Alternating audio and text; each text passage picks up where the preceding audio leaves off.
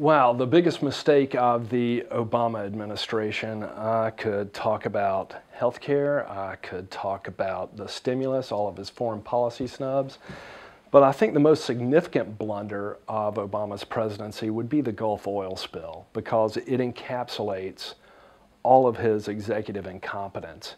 If he had been an effective leader, if he had been an effective manager, then it never would have become the out-of-control situation that it did.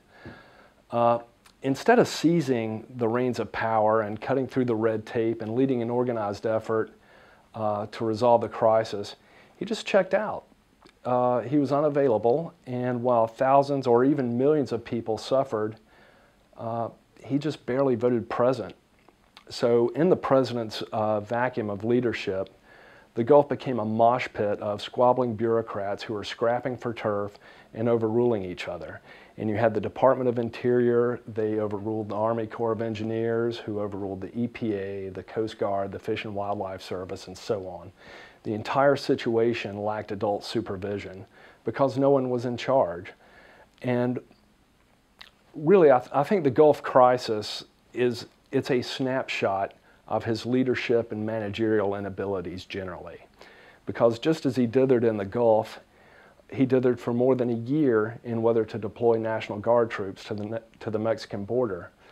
He campaigned on closing Gitmo, but once he was elected, he had no idea what he was going to do.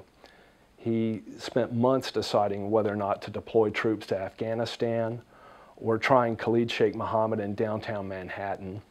The point is that the whole world is supposed to hang in limbo while the commander-in-chief plays golf, shoots hoops with Hollywood movie stars, and takes his time figuring out what it is that he wants to do next. And if the nation should ever suffer another crisis that's equal to or greater than the Gulf oil spill, then we already have a glimpse of how Barack Obama would handle it.